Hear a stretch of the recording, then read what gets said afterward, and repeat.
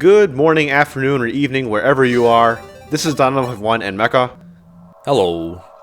And we are bringing to you Chapter 9, my Fire Emblem 12 Maniac Mode 0% gross playthrough. Chapter 9 is technically our first desert chapter in this game, although if you went by my hot take in Chapter 7, it's kind of like our second desert chapter.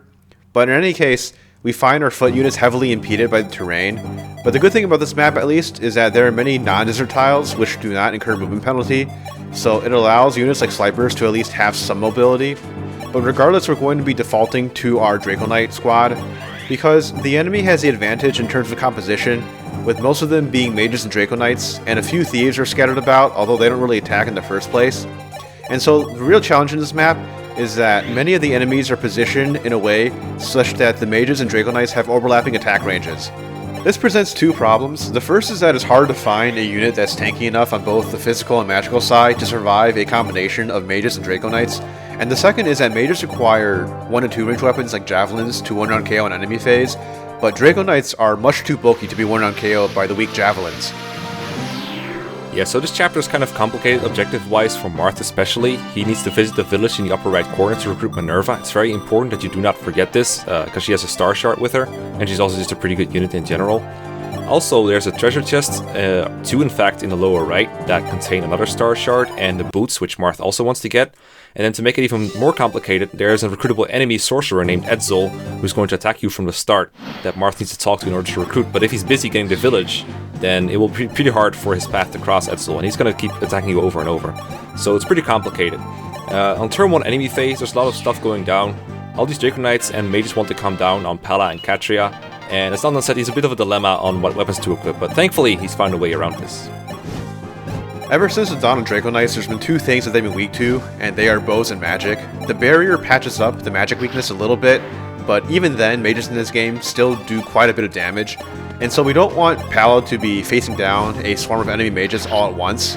As OP as she is, she can still get killed at this point in the game if we're not careful. At the beginning of this chapter, we assigned the Aquarius Star Shard to Palla, which gives +1 magic and +1 resistance, and this gives her slightly more resistance than Catria, which causes the mage to attack Catria, who has a javelin equipped. So this allows Palla to equip the Steel Lance instead, and 1-round KO 3 Dracoknights during the first enemy phase. During the enemy phase, Palla gets a couple of item drops from killing Dracoknights, and with one of them, she teleports the Aquarius Shard back to the convoy, and this equalizes her resistance with Catria's for the rest of the chapter. So Fina did something interesting on turn 1. She moved her full move, but she didn't dance for anyone, because there was really no need to. She does need to dance for Marth and Julian in specific positions, but even though they started further away from where they need to be, they will catch up to her anyway because they have 7 move to Fina's 6. There's some thieves that drop some valuable treasure in this chapter. There's one with a steel sword, that one doesn't really matter very much, but there's a one with a master seal. There's one with a thief staff that's very nice to get treasure from a long range. That way if there's ever treasure that's very far out of our thieves range, we can just use the thief staff to get it.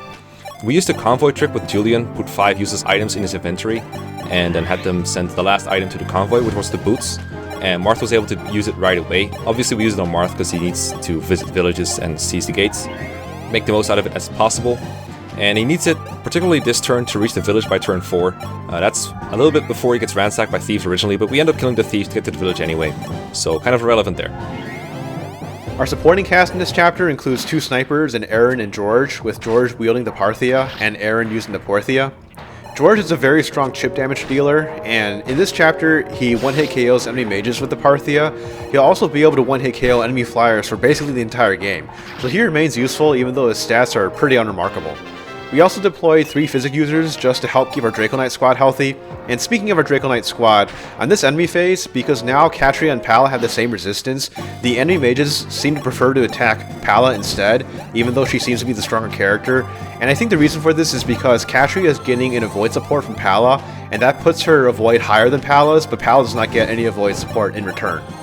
By this point in the chapter, we've managed to eliminate most of the troublesome enemies while leaving Edsel unscathed by baiting him with Sirius, who didn't have a barrier boost at the start of this chapter. Because Marth is so busy making his way to Minerva's village, he doesn't have time to talk to Edsel on his way there, so we have to find a way to get Edsel to Marth instead, and we do this by continuing to kite him to the right side of the map and leaving Sirius at the edge of his attack range every single turn. The troublesome thing with recruiting Edsel, as many players have encountered, is that he has some critical due to his Blizzard Tome. In fact, he has 8 critical on Sirius, and he's inevitably going to attack you at a couple points in this chapter, and I know for a fact that I'm not the only player that's had to reset over an Etzel crit. We recruit Minerva this turn, and she's really good. Her most standout trait is her A rank in Axes, which lets her use the Hot Claire. Pretty much her personal weapon, because this game doesn't really have any good axe units to speak of. The best one would probably be Chris, but he hasn't been trained. Because the original game didn't really have any axe users anyway. The game just gave you silver axes to sell, and that was all the purpose that axes really had. So she's pretty powerful with the Hot Claire, and her base stats are honestly pretty good all around. She comes with the Virgo shard, which gives her +2 resistance. And by the way, the other shard that we get in the chest gives +2 magic that we can use for various purposes. The Eau Claire is so strong that allows Minerva to one-shot many frailer enemy types in the upcoming chapters, even on Lunatic mode, although she needs a little bit more assistance to her strength to do that in that difficulty. And Minerva's base strength honestly leaves a little bit to be desired. It's only 13, and it lets her do everything we need her to do in the upcoming chapters here, but especially in gross playthroughs, Minerva's strength can present a bit of a long-term challenge for her.